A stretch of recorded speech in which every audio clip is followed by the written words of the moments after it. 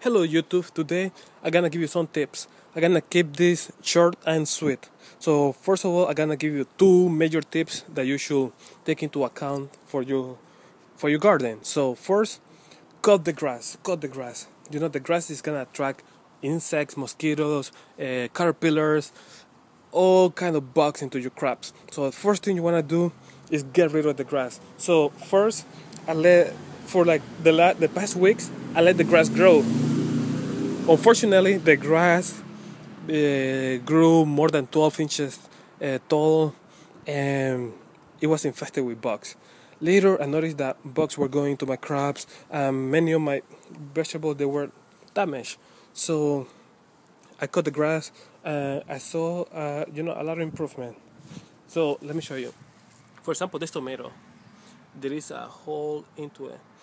I found a little sneaky caterpillar eating into my tomatoes, so it damaged two of them. So now I have to prune them, get rid of them.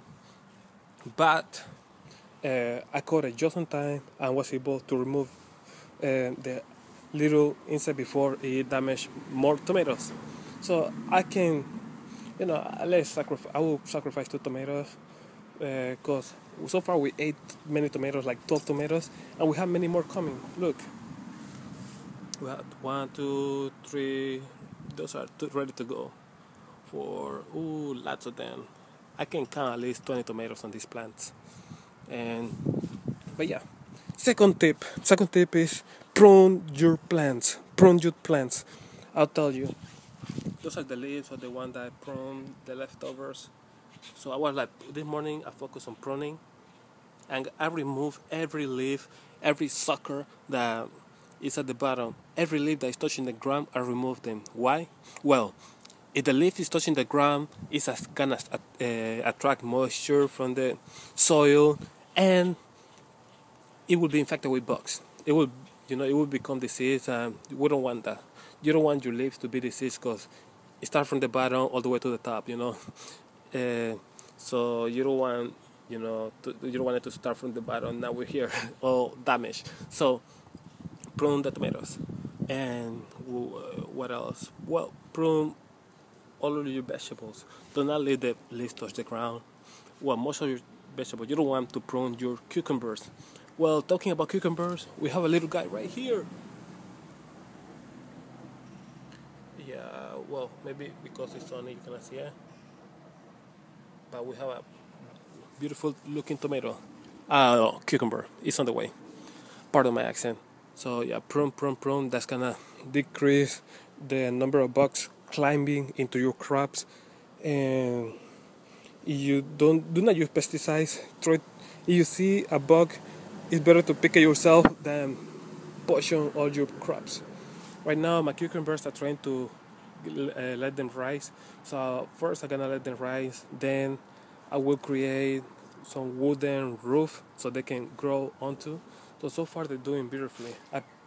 I raised I raised them this morning because they were taking over my tomatoes. So you don't have that much space in a bed, and try to grow them vertically. That's the best way to save space and catch the most sun.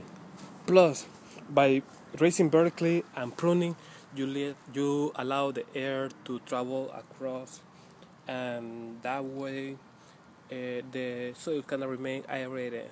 Because you want a aerated, ventilated. How do you say it? You want it to drain, and you don't want the soil to be compacted for perfect vegetables.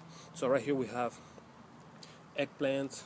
You can see we have greens, we have peppers, we have eggplants, we have cucumbers, we have spices, oregano, everything in one uh, bed that is, let me see, 9 by 5 foot long.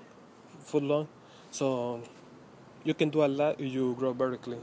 Right here we have, let's see, we have banana peppers, bell peppers, tomatoes, eggplants, strawberries.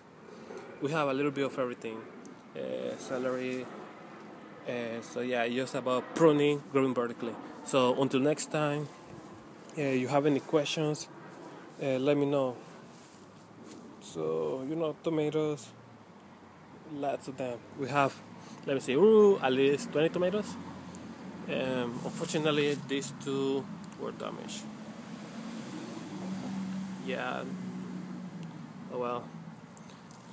Until next time, any question, comments, just write them below, and please subscribe. Thank you.